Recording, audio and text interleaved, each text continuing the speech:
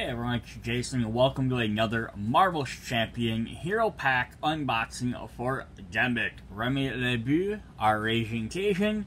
So this is one of the last X-Men character, at least for now. This is, I think, like, what, Wave 6 or, like, Series 6 or whatever, however they transition it, like, where it's, like, one group. So we're waiting for the new year to begin to find out where, of course, our other character will be Rogue, which will be in another video, which will finish off the current cast of X-Men. Then we'll have to see where they're going from there. But yeah, this will be, again, your hero pack. You're going to, of course, get, you know, new scenario, modular set, new nemesis, all that fun stuff. We're going to get our poster, which matches cover art, and some keywords that we need to kind of just go over. So again, if you've been, like, all these videos, if you've been playing or watching since the beginning, you know all these keywords. There's nothing brand new. But if you're just picking this up after the base set, we have Piercing. An attack with Piercing discards any tough status cards before the attack does damage. Ranged ignores the Retaliate keyword. Team Up allows two characters to use the same card, which we'll go over when we get to that card a little bit more. And then finally there's Villainous, which hasn't appeared as much. I'm trying to get my glare off of there. When a minion with a Villainous activates, give it a face-down boost card from the top of the encounter deck. When you resolve that minion's activation, turn the boost card face up, apply its boost icons to the status. If it has an ability, resolve its effect. Yeah, so it's kind of very interesting, fun, extra to make guys a little bit more dangerous. And then Gambit has the Justice thing. So does Justice really fit Gambit as well? He's not really the aggressive type. We'll start with the Remy Lebu side. He's not really the leadership type. Again, you can always mix any of these characters into any set you want. So it really just leaves Justice and Defender. And I would say with all of them, Justice probably makes maybe the most sense. He's trying to, like, maybe prevent chaos or havoc, because he just makes his life easier. But although he's been a very good defender, helps, you know, very defensive of Rogue, but he's also helped lots of other people as well. Here we go. So Remy Lebu, his alter ego, hand size 6, hit points 9, recovery 3. He's a mutant and a thief, which I think might be the first time we've seen the thief keyword. Thief Extraordinaire, action Thwart. Exhaust Remy Lebu and look at the top 2 cards of the encounter deck. Discard one of those cards. Remove threat from the scheme equal to the number of boost icons on that card. So that's actually kind of cool, because lots of times it seems like the alter ego action is something just boosting either the character's their hero side, or it's giving them some sort of ability to do something in their deck. It's usually working something around their either character card or their deck cards. This one's actually just straight up, like, it's a good ability. It's like an extra card. You know, the top 2 cards of the encounter deck, and discard one of those. Not only do you get just that in itself can be very nice, yeah, it does run the risk of the encounter deck running out quicker if you use it too many times, but it could also help you avoid some really some big issue cards if you had to. The only downside I would say to it is you have to discard one of those cards at that point then. And then you put the other one back on top. So one hand, yeah, you'll get rid of a possible bigger threat, and you'll also know it's coming up, but you also have to choose one. So maybe if the 2 of them, oh, neither of them are that bad, you still have to get rid of one. But then again, if you're going to choose to do it, make sure there's some threats to remove. Alright, let's flip him over to Gambit. Now he's a thief and an X-Man. He has 1 thwart, 2 attack, and 3 defense. This is where he might play good in the defense deck. Charge the card. And I apologize right now for my terrible Cajun accent I'm going to keep probably doing throughout this entire game. Our entire video. Place 1 charge counter here, limit once per round. And throw a D card. Interrupt. When you play an attack event, remove up to 3 charge counters from here. That event deals +1 damage for each charge counter removed. So this definitely makes sense for his theming. I mean, it makes sense in the best way you can, because he can basically sit there and charge any number of cards that you can keep placing on. You can place cards, counters on them. And then when you play an attack, you can move up to 3 to do potentially up to 3 extra damage. So although he could charge, you could probably charge 10, 12, 14 cards, and surprise there's not a limit on there, kind of like Groot's ability, where I think he could go up to 10 counters. So I'm surprised we're not something like that. But yeah, he can discard to go up to 3, since I can throw in 3 cards at once. Just to up his ability. So it's actually kind of cool. It's a neat way to do his effect. And I'm sure lots of his other cards will play into this. So he's going to get a signature ally, of course, in Rogue, Anna Marie, 4 health, or 4 cost, 3 health. 2 thwart, 2 attack, Ariel, and X-Men. Reduce the cost to play Rogue by 1 for each charge counter on your identity and toughness. I can't take that crazy occasion anywhere. So, not really sure how him having more charge counters allows Rogue to be cheaper, but I'm also not going to argue with it, because if you're trying to save up for that, to at least throw the 3 at once, you can always save up for the 4 and make her free. Or make her cost 1 or 2, you could get her out a lot, potentially a lot quicker, or at least without having to spend as many resources. So that's definitely a nice idea. The one way I might say thematically why it seems to make sense is because you think Gambit would want to keep cards in his hands if he doesn't have to discard a card to pay for a cost. You know, it kind of benefits him. Really cool. She's also a, she doesn't have anything else special, but having extra defense definitely helps with that toughness. Alright, like almost every single X-Men character, they've all gotten their own special location type card, and Gambit's no different with the Thieves Guild, which is a guild card. Alter Ego Response. After you resolve your Thief Extraordinaire ability, exhaust the Thieves Guild. Remove 1 threat from a scheme. If this removes the last threat from that scheme, draw a card. So again, like just said, Gambit's looking for card advantage. Yes, you get this out, so definitely getting to use that ability is even better, because now you get to remove 1 additional threat. And if you plan it right, so it removes the last threat from a scheme, you can draw a card. Now this could be very hard to pull off, because when you're looking at them, I mean, the only way you can really plan is to look at your top 2 cards, and if one has 2 boost icons and one has 3 boost icons, and then your Steam has, you know, 3 Steam on it, then you could choose to get rid of the 2, and then use this to remove the last one to draw the extra card. But then you have to, that might dictate, like, again, that 3 might have been more of a threat than the 2 card. So is it worth the card advantage for you versus getting rid of a higher threat? So it's kind of an interesting card. When it works, but it could be hard to pull off. We have Gambit Staff, which is an upgrade item and a weapon. Hero Interrupt. When an enemy attacks, exhaust Gambit Staff, deal 1 damage to that enemy. You want to fight with Gambit, eh? Yeah, that's definitely a nice little ability. So just when someone attacks him, he gets free damage hit off of him. Nothing wrong there. Help maybe take out some small minions. We have Gambit's Guild Armor. Armor item. Hero Response. After Gambit defends against an attack and takes no damage, exhaust Gambit's Guild Armor to ready him. Yeah, so he takes damage, he gets attacked, you can use his staff to hit him back. If he purposely defends, which again he had that 3 defense, which is really good, you can have him ready so he can defend and then be ready to attack on his turn. So that's nice. Members of the Thieves Guild wear custom armor to protect themselves from assassins. I love that he's fighting Sabretooth as well. That's definitely cool. Alright, so now we're going to get to actually some more ability cards. We have 3 copies of Charged Card.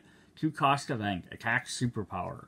Hero Action Attack. Deal 4 damage to an enemy. For this attack, if Gambit's throw the card ability removed at least 1 counter, this attack gains ranged. 2 counters gains piercing, and 3 counters gains overkill. So that's definitely cool. So 4 damage, no matter what. But you could potentially give it range, so you don't have to worry about retaliate. Which doesn't appear a super ton, so it's not very prevalent, but it is nice. Piercing is also nice because you can get rid of that tough status card, so you can do the full amount of damage. And then overkill, of course, is if you defeat a minion, that damage transfers into the main boss. And also the fact that you remove up to 3 counters, not only can you do all those 3 abilities, you also have 3 extra damage. Now it's doing 7 damage instead. So definitely could be very powerful for 2. And then of course you have to spend multiple turns resetting your counters. We have 2 copies of Royal Flush, a 3-cost event, attack superpower. Hero Action Attack. Place 1 charge counter on Gambit. Deal 0 damage to an enemy. Deal 0 damage to an enemy. And deal 0 damage to an enemy. Cover your eyes, mon amis.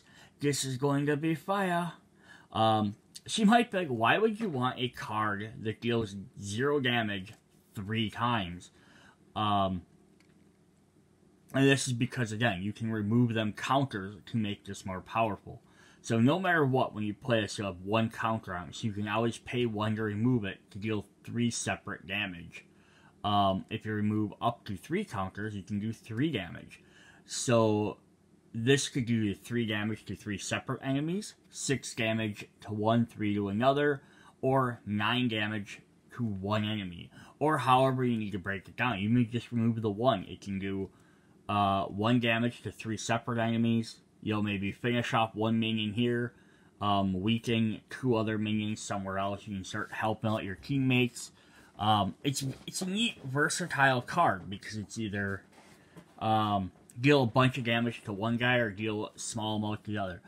Also, I'm wondering, and I'm just assuming because the way tough works is if you hit someone with a tough status card, it negates the damage. So I'm wondering if this is all, if this is dealt all at 1 giant chunk, like you have to assign damage, and then damage is dealt, or if you could potentially throw 1 card to eliminate a tough status card, and then throw the other 2 damages to heal them. So that might be a rule question that would have to get looked at, because I'm not for sure on the timing of that. But that's definitely a neat idea. You get your counter back, and then you can spread that damage however you want. The only thing is, just, you know, for cost of 3, if you don't basically discard at least 1 counter, it's a waste of a card almost, because it's 3 costs for 1 counter might not be that good unless you're saving up for your previous card. 2 copies of Natural Agility, which is a 0-cost event. Defensive superpowers. Hero Interrupt Defend. When you defend against an attack, place 1 charge counter on Gambit. For each charge counter on Gambit, you get +1 defense for that attack. So again, I don't know why they made him Justice. He has all these abilities that work with defense. Yeah, so, and again, since there's nothing on his card that says there's a maximum amount of defense, you could, I mean, not saying how easy it'd be or how often you would just save up that many charges instead of using them for your attacks, but you could get, he starts at 3, when you defend, you're going to get at least 1 more, so you could potentially have at least 4 defense with this, you know, just by itself, but again, you could, because again, you could use this to place that 1 charge on there, and then, you know, then it's there ready for your other attacks, because you're not spending the charges to use them. So definitely a cool mechanic. He has 2 copies of Krail Charmer, which is a thwart, alter eagle action thwart. Remove 3 threat from a steam. If this removes the last threat from that steam, confuse the villain. How can I be a thief when you are the one that stole my heart, Cher? Terrible accent. Yeah, so yeah, he has a cool bunch of ways to remove threats with his Thief Extraordinaire, his guild. This helps out as well, because you always use this burst to remove some extra threats, then use your alter ego action.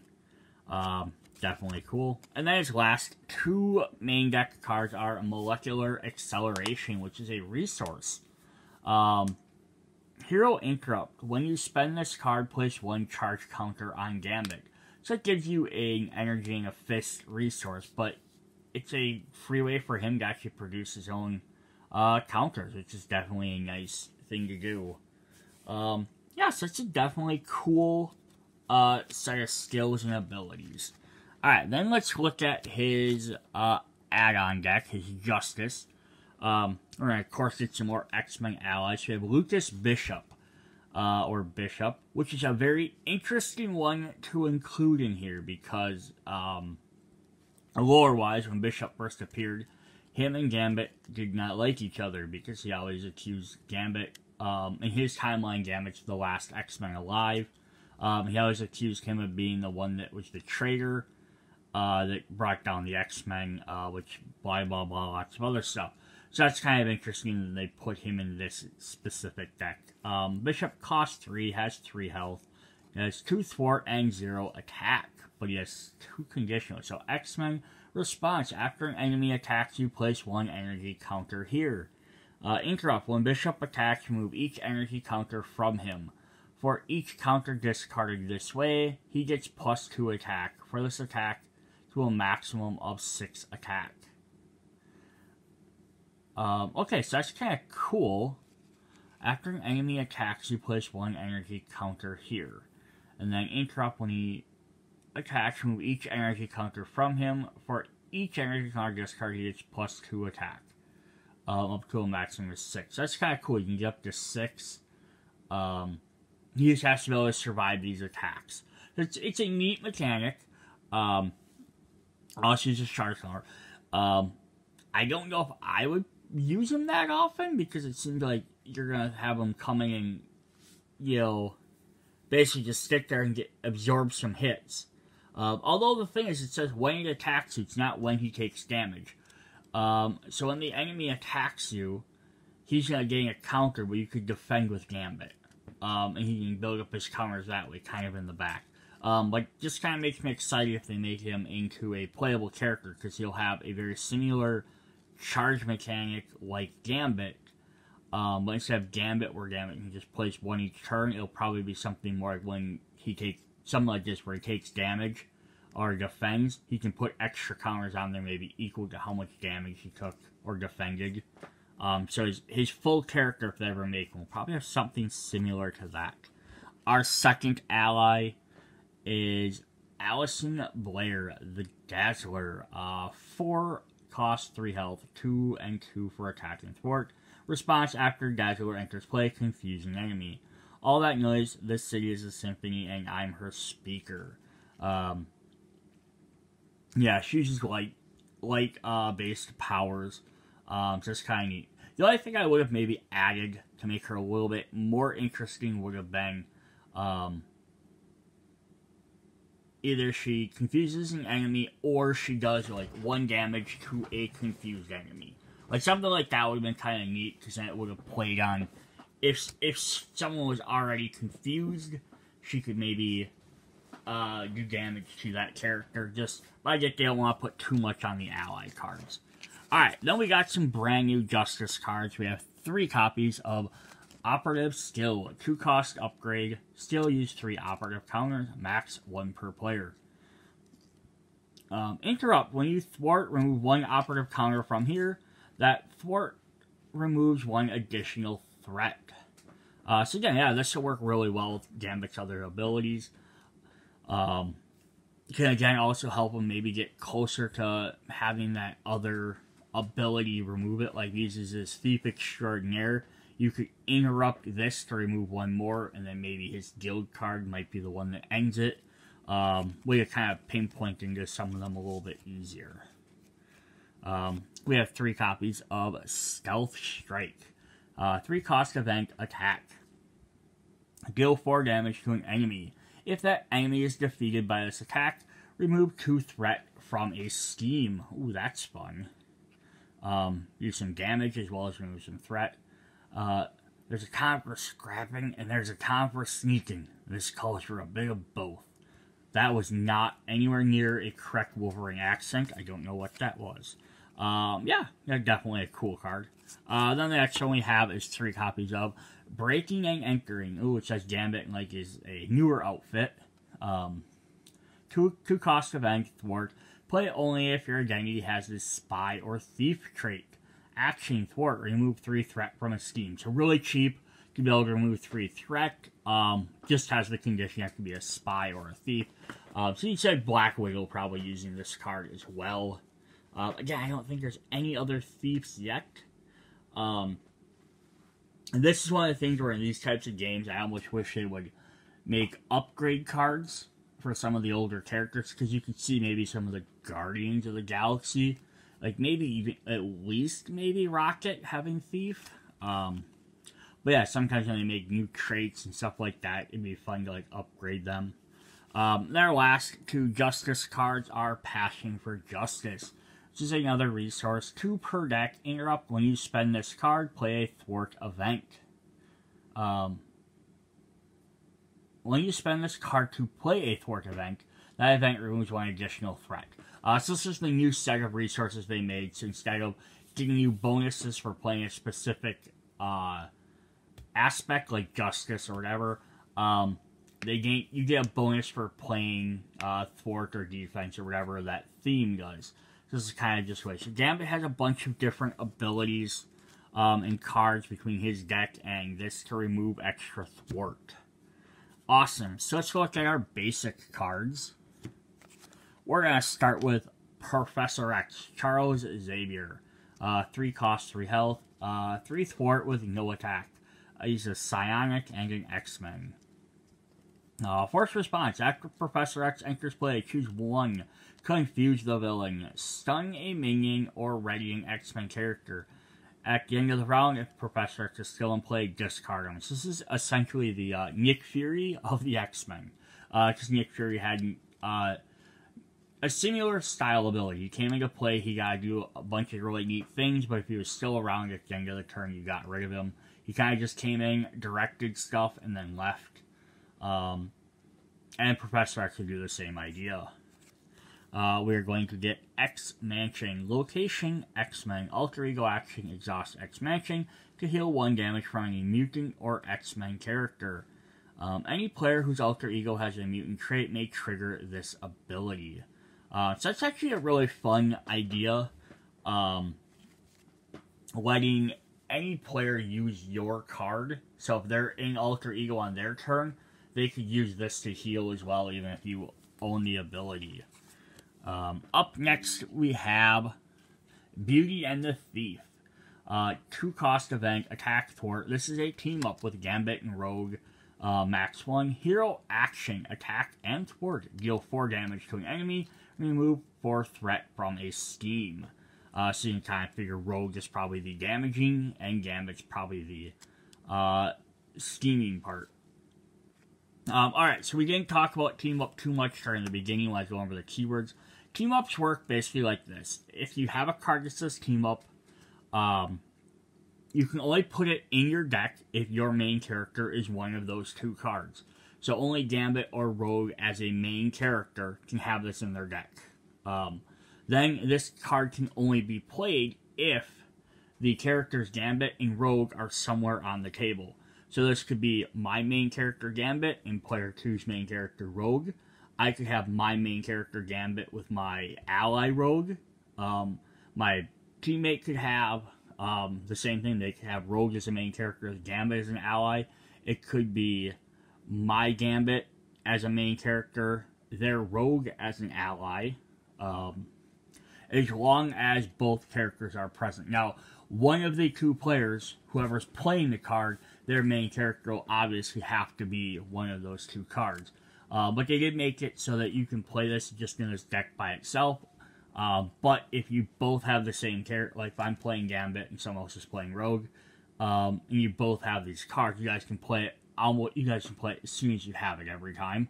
It's more powerful because both your main characters are always present. If you have to wait around for the ally, either yourselves or somebody else's, it's going to make it harder to play. Yeah, I love these cards. This is, again, another thing I wish they'd do an update for, because they started these with Guardians of the Galaxy, and they did a couple, but it would have been cool to get some of these for the older Avenger characters. Alright, but we're only going to get one copy of this, because Rogue will also have one. Sometimes they've included 2 copies. They'll include one in the deck, and then one at the end of the deck, if, like, the other character's not coming up, like, right away. So we have 3 copies of Hit and Run. Good picture of Havoc there. 3 cost event, attack and thwart. Hero action, deal 2 damage to an enemy, remove 2 threat from a steam. You'd be surprised how many problems you can solve with a controlled Plasma Blast. Now here's a good comparison to our previous card. This one costs 1 more and does 2 less damage and 2 less threat. But it doesn't have the hindrance of having to have a second card out. So having that extra card out with the extra Rogue or Gambit, you'll be able to play that card. Does twice as much for cheaper. Yes, it's kind of an interesting comparison immediately. We have 3 copies of Mutant Education, 0 cost event. Play only if your identity has the mutant trait. Alter Ego action. Choose up to 2 identity-specific cards in your discard pile and shuffle them into your deck. If X matching is in play, draw 1 card. Ooh, that's definitely a very powerful thing. Especially someone like Gambit. He could return his molecular accelerations, or his throwing cards, his charge-up cards. Definitely cool ability. And if you have X matching, if you decide to play like that, get draw an extra card, so it's not even bad. So you can put it in your discard pile, shuffle them, and then you might even have a chance of drawing it right off the bat. Our last 3 basic cards are the updated artwork for Energy, Genius, and Strength. So they work the same as all the other ones, they just now have X-Men characters on them instead of Avengers. Awesome, so that's pretty cool. Alright, then let's look at our obligation. So, Gambit has Guild Business. Give to the Remy Levue player. Alter Ego action, exhaust Remy Levue, and spend an energy resource to remove Guild from the game. Otherwise, you draw an extra encounter decks. This is going to basically make it harder. This is one of them few ones that I like, because it's not just, discard this, and then shuffle this back in there, or lose your entire turn. You're forced to exhaust him and spend, basically you can just sit and leave this out and just have to draw a card every turn, or you can spend a turn and a resource to get rid of this. Just a little bit different, which always makes that fun.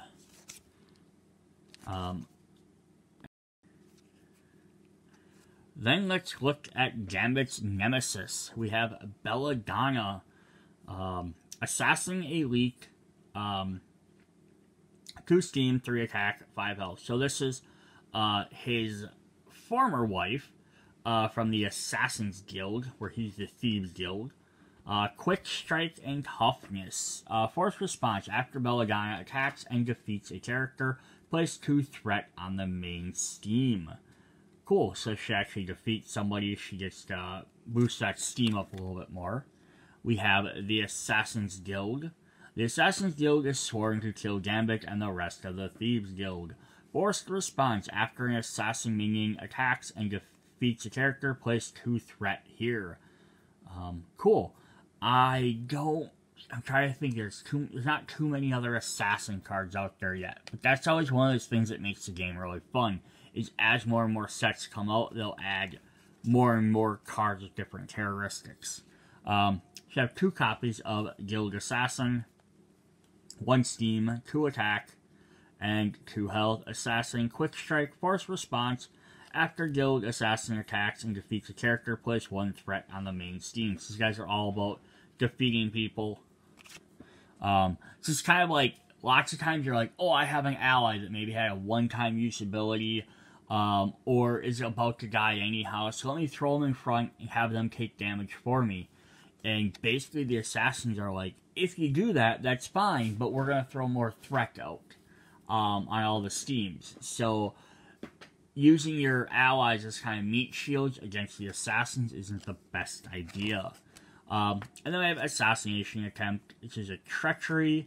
When revealed, each assassin minion attacks you, even if you are in alter ego form. If there are no assassin minions in play, search the encounter deck and file for an assassin minion and reveal it.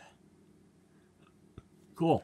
And then there is Gambit's deck list, just in case you were curious on exactly what we had for everything. Awesome. Alright, then the final stuff we have to go through are the extra cards.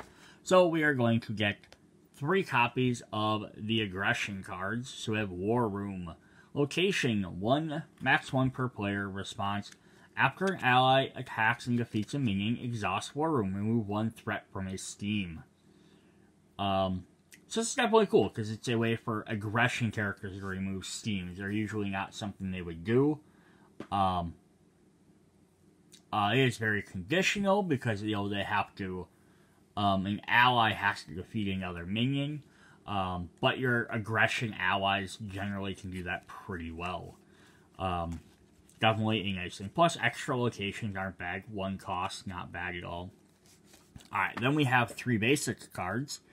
The X-Men Instructions. Wolverine trying to teach. 0 cost event. Play only if your identity has the mutant trait. Alter ego action. Choose up to 2 X-Men allies in your discard pile. Shuffle them into your deck. If X-Men action is in play, draw a card.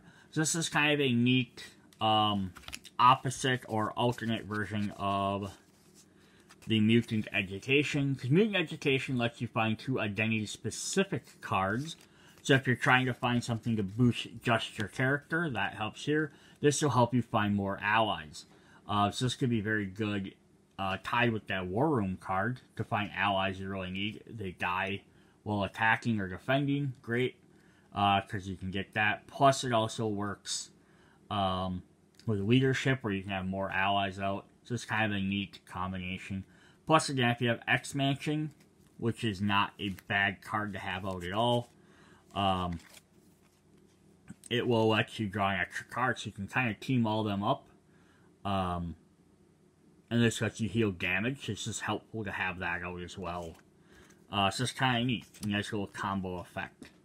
Alright, then the last thing we have for the set is we have a special encounter. So you can add Exodus as the encounter. We have a previous set that character pack that lets you add the Acolytes. So this will let you add Exodus if you want to add him there. You could throw him in when you're playing with Magneto. Make a little bit more chaos there. So he has 1 steam, 1 attack, so not very much, but he has 6 health. Acolyte, Elite, and Psionics. Retaliate 1 and Villainous.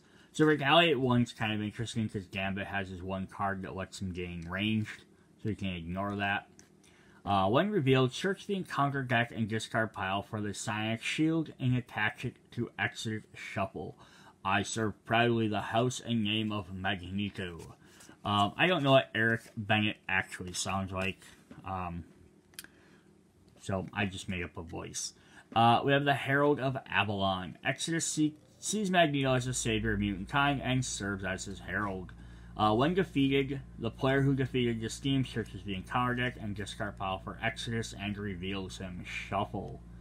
Okay, so if this is out, then you have to bring Exodus back if you've already defeated. So it might make sense to, if that's out and Exodus is still out, maybe take out that first, so you don't have to play it a second time. We have 2 copies of Psionic Shield Attachment, which gives +1 steam and +1 attack. Attached to a minion, otherwise Psionic Shield gains Surge. Force Response. When attached minion would leave play, instead heal all damage from that minion, and then put them back into play and discard this attachment. Okay, so that's crazy. So, like, it can go on any minion. So this could end up being on, like, one of them assassins, if you wanted to, so they could keep coming back. But if it's on Exodus, who finds it and puts him on himself, now he has 2 steam and 2 attack, which isn't a ton, but it's decent enough, especially when he has 6 health. And if you finally defeat him, this puts him right back into play at 6 health again. And then also, if you defeat that Steam, he's coming back again. So this guy is just, he's on you. And then we have 2 copies of the Treachery Acolyte Frenzy. When revealed, each Acolyte minion engaged with you activates against you. If you are not engaged with an Acolyte minion, this card gains Surge. So again, by itself, this isn't too terrible. But if you are playing with the Acolytes encounter deck as well, this will activate a lot more. Boost your stun and confuse.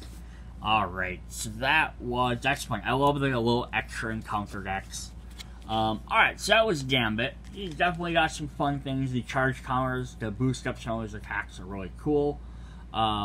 Again, the Justice cards are nice. I like them, but I almost wish he would have been more of a defense character.